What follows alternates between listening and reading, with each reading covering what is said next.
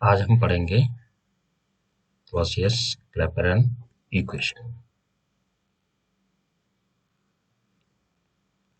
Clausius-Clapeyron equation इसमें सबसे पहले हम पढ़ेंगे क्लैपेरॉन समीकरण। तो एक पदार्थ विभिन्न अवस्था में रहता है। एक पदार्थ विभिन्न अवस्था में रहता है और जब एक पदार्थ की दो अवस्थाएं साम्य स्थापित कर लेती हैं तो उनके बारे में ऊष्मागति के संबंध का अध्ययन क्लॉसियस-क्लैपेरॉन समीकरण द्वारा किया जाता है। इसी चीज को हम एक उदाहरण से समझेंगे। जैसा कि हम जानते हैं कि पदार्थ की विभिन्न अवस्थाएं होती हैं। जैसे अगर हम पानी की बात करें तो पानी की विभिन्न अवस्थाएं हैं, द्रव, ठोस एवं वाष्प। अगर इसकी द्रव वाष्प में अगर साम्य अवस्था हो तो फिर ऊष्मागति के फलन क्या क्या होंगे या ऊष्मागति के संबंध क्या होगा, उसके लिए क्लॉसियस-क्लैपेरॉन ने अध्ययन किया और एक समीकरण दी जिसे उन्हीं के नाम से जाना जाता है। तो आइए हम इसे समझते हैं एक तंत्र का उदाहरण लेकर। माना कि एक तंत्र है जो कि साम्यावस्था में है। तंत्र है द्रव अवस्था एवं वाष्प अवस्था में साम्य। तो तंत्र जो है उसकी यहाँ के योग है, पदार्थ की दो अवस्थाएं साम्य में है और वो दो अवस्थाएं हैं द्रव एवं वाष्प। तो किसी पदार्थ की द्रव एवं वाष्प अवस्था के मध्य साम्य स्थापित है। माना कि एक सिलेंडर है जिसमें 1 मोल द्रव भरा हुआ है जिसका आयतन V1 है और दाब P है। तंत्र के द्रव का स्थिर ताप पर पूर्ण वाष्पीकृत करते हैं और माना कि अब आयतन हो गया V2। तो देखिए जो आयतन में अंतर होगा वो होगा V2 माइनस V1। और जब हम इस कार्य की बात करें तो वो हो जाएगा P डेल्टा। तो हमने क्या लिया, एक सिलेंडर लिया, उस सिलेंडर में द्रव का 1 मोल भरा और उस समय उसका आयतन V1 था और दाब P था। लेकिन जैसे ही हम उसे पूर्णतः वाष्पीकृत करते हैं, वेपोराइज करते हैं, तो उसके पश्चात उसका आयतन में वृद्धि होती है और V2 हो जाता है और आयतन का जो अंतर है वो dV V2 माइनस V1 है। और वाष्पीकरण के दौरान पदार्थ द्वारा जो कार्य किया जाएगा वो होगा W यहाँ कार्य है और P डेल्टा V दाब और आयतन का अंतर है। तो अंतर dV की जो मान है वो हमने ये रखा V2 माइनस V1। और अब इस स्थिर आयतन पर T के सापेक्ष अवकलन करें तो हमें dW by dt is equals to V2 minus V1 dP by dt प्राप्त होगा। अब हम पारिपार्श्विक से तंत्र वाष्पीकरण की गुप्त ऊष्मा प्राप्त करता है। ठीक है, पारिपार्श्विक से तंत्र यानी कि सराउंडिंग से सिस्टम वाष्पीकरण की गुप्त ऊष्मा प्राप्त करता है। और ऊष्मागतिकी के प्रथम नियम से अगर हम बात करें तो देखिए delta E is equal to Q minus W. Delta E यहाँ आंतरिक ऊर्जा में परिवर्तन है जो कि ऊष्मा, और ये क्यू माइनस डब्ल्यू जहाँ क्यू ऊष्मा है और डब्ल्यू कार्य है। और जैसा कि हमने देखा कि गुप्त ऊष्मा जो है क्यू वो इससे रिप्लेस हो जाएगी एल से, गुप्त ऊष्मा से। तो ऊष्मा गुप्त ऊष्मा के रूप में और कार्य जो है हमने यहाँ लिखा है P V2 माइनस V1। अब गिब्स हेल्महोल्ट्ज ने एक समीकरण दी थी। उस समीकरण से अगर हम बात करें तो वो समीकरण थी W plus delta E is equal to dW by dt। इसमें D जो है स्मॉल होगा, T बड़ा होगा। ये समीकरण हो जाएगी W प्लस डेल E और is equal to dW by dt।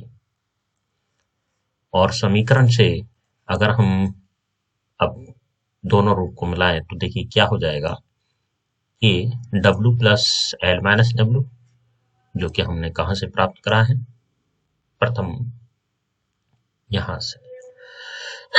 और ये इक्वेशन हमने यहाँ रखी तो टीवी, ये देखिए ये हमने प्राप्त करा इसकी वैल्यू यहां से।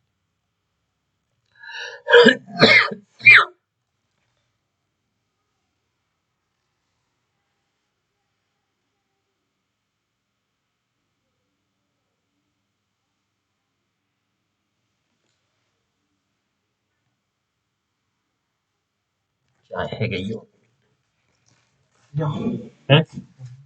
आधी आधी कर दी मुख कमी दियो लाज।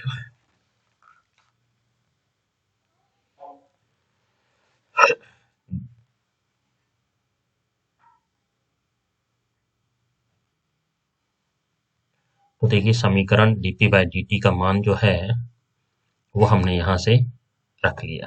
तो देखिए 1/p del H P R T square is equal to del N P by D T हो जाएगा, क्योंकि हमने dp बाई dt का मान उपरोक्त समीकरण से रख दिया। इसका जब हम पुनः व्यवस्थित करेंगे तो देखिए del H by R T square is equal to del N P over D T, ये हमारे पास में यहाँ उड़ जाएगा। तो देखिए अगर हम इसका इंटीग्रेशन करते हैं तो L N P del H R integration D T by T square, तो हमारे पास में जब हम इसका इंटीग्रेशन करेंगे तो हमें क्या प्राप्त होगा, L N P is equal to minus delta H R T plus C. C यहाँ पर क्या है, इंटीग्रेशन कांस्टेंट है। तो एल एन पी को लॉग के रूप में जब हम लिखें तो समीकरण जो है वो इस रूप में बदल जाएगी और हो जाएगी log p is equal to minus delta H 2.303 R T plus C. अगर दाब की दो अवस्थाएं हैं या दो अवस्थाएं तो क्या होगा, समीकरण बदल जाएगी log p1 is equal to minus delta H R T one plus C और log p2 is equal to minus delta H R T two plus C. तो देखिए यहाँ यह चेंज होगा आर टी टू। तो अब समीकरण को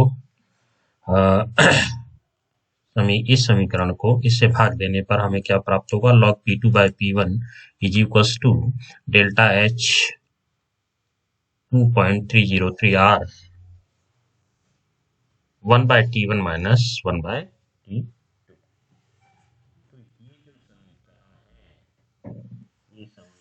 कहलाती है क्लॉसियस-क्लैपेरॉन समीकरण।